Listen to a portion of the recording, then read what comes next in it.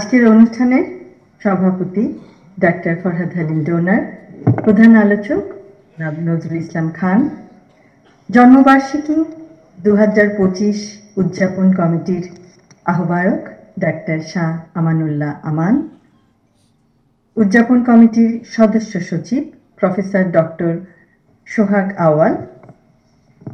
আজকে আমার শ্রদ্ধেয় শহীদ রাষ্ট্রপতি জিয়াউর রহমানের 89তম জন্মবার্ষিকী উপলক্ষে এই আলোচনা সভা, যার গল্প আমাদের দর্শনের বিশিষ্ট আলোচকবৃন্দ, সম্মানিত সুধীমণ্ডলী, আসসালামু আলাইকুম।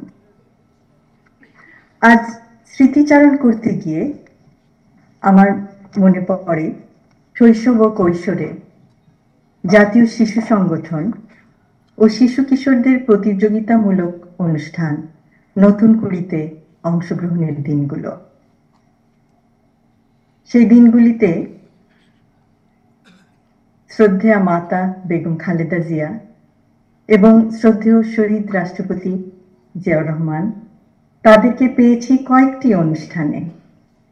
তাদের উৎসাহ, অনুপ্রেরণা আমার মতো আরো অনেক শিশু কিশোরদের চলার পথের পাথেয়। আজ জন্মবার্ষিকী উপলক্ষে তার উদ্দেশ্যে একটি কবিতা উৎসর্গ করতে চাই।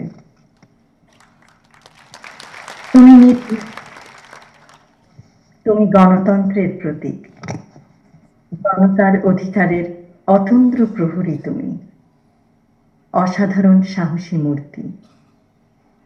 তুমি নেতা, তুমি কঠোর পরিশ্রমী, দিন কেটেছে তোমার সবার চিন্তায় বিরামহীন।